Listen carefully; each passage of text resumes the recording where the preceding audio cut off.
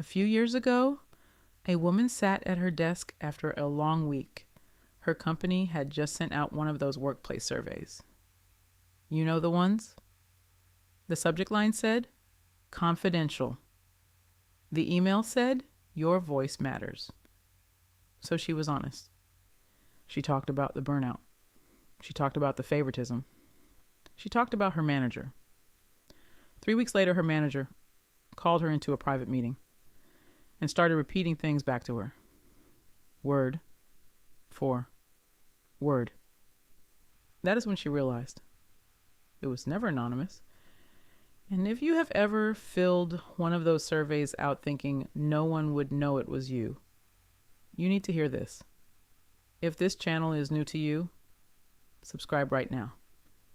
Because what we cover here, most people learn the hard way, and we are trying to make sure that is not you. Let us start with what these surveys actually are. Most companies use third-party platforms to run employee engagement surveys. Common ones you have probably heard of include Qualtrics, Glint, Culture Amp, and Workday Peakon. These platforms were designed with a real goal to give employees a safe space to share honest feedback. And in a perfect world, that is exactly what they do. But the world you work in is not always perfect. Here is what most employees are never told. Anonymous does not mean invisible. Most platforms do apply a minimum threshold, meaning they will not display individual responses unless a certain number of people on your team responded. That threshold is usually somewhere between 3 and 10 people, depending on the platform. But even with that protection in place, your response can still carry your fingerprints. And most people have no idea how that happens. Now, before we go further, let me be clear about something. Companies are not always collecting this data to target you. Mostly, they are trying to protect themselves. Gallup research has consistently shown that companies with low employee engagement report higher turnover, lower productivity, and higher absenteeism. So organizations genuinely need this data to understand what is happening inside their walls. They are looking for early warning signs. They are tracking sentiment trends. They are monitoring risk. The problem is not the intention. The problem is what happens to your specific response once it flags something they did not want to see. Because once your feedback signals a potential legal concern, a management issue, or what they categorize as a culture risk, it stops being just feedback. It becomes something they look closer at. Let me tell you about Jasmine. Jasmine was a mid-level project coordinator at a large company in the Midwest. She had been there 4 years. Good reviews, no write-ups, just tired. When the annual survey came around, she decided to use it. She wrote about her workload. She mentioned that her team had been covering 2 open positions for nearly 8 months with no additional compensation. She said the communication from leadership felt one-sided. Nothing extreme, just honest. 2 weeks later, something shifted. Her manager started scheduling more one-on-ones. The tone in their conversations changed. Then, in a team meeting, her manager mentioned, almost casually, that some feedback had come in about workload concerns. And the way he said it, while looking directly at Jasmine, told her everything she needed to know. Nobody said her name. But it did not matter anymore. So how does this actually happen? Let me walk you through the 5 most common ways. First, small team size. If your direct team has fewer than 10 people, the math alone limits how anonymous your response can really be. Even with thresholds in place, HR can often segment responses by department, manager, or role level. Second, writing patterns. People write the way they speak.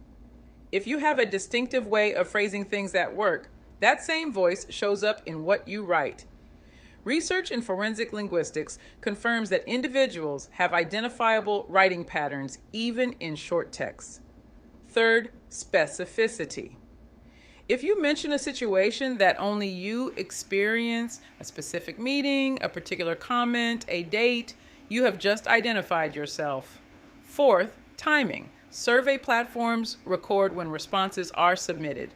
If you filled yours out at 11 at night, right after a difficult team meeting, that timestamp can be connected to context your manager already has. Fifth, historical patterns. If you have given critical feedback in previous surveys and those records exist in the system, your current response does not exist in isolation. Here is what confuses most people. Nothing dramatic happens immediately. There is no confrontation, no formal conversation. No one walks over to your desk and says anything. What happens is quieter than that. You might notice you're being left off emails you used to be on.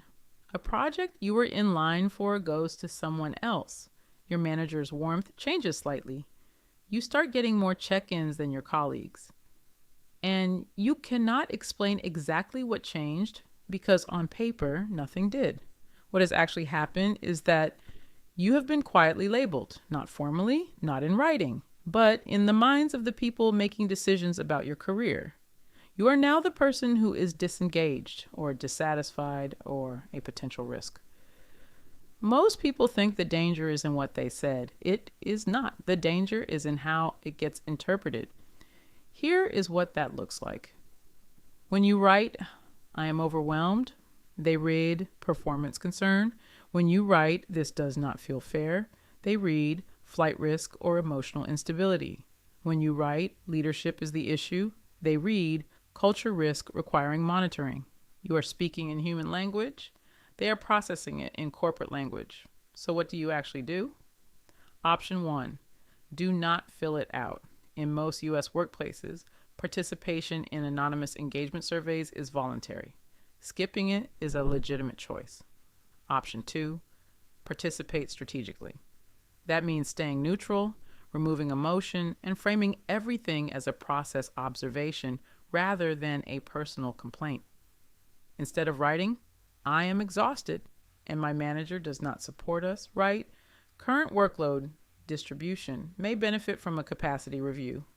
Same concern, completely different risk profile. Option 3, always ask yourself, how would this sentence sound if it ended up in a report? Because at a certain level of review, it might. Protecting yourself does not mean staying silent forever. Section 9, Hard Truth, 1800 to 1930. You are not wrong for wanting to be heard. That desire is real, and it is valid. But you need to understand the room you are speaking into before you decide how much to say. A workplace survey is not a therapist's office. It is not a confidential hotline. It is a data collection tool owned by the company that signs your paycheck. Not every room is designed to protect you. Most people do not realize any of this until something changes at work, until they feel it. That slight shift in energy, that quiet distance from their manager, but they cannot explain it.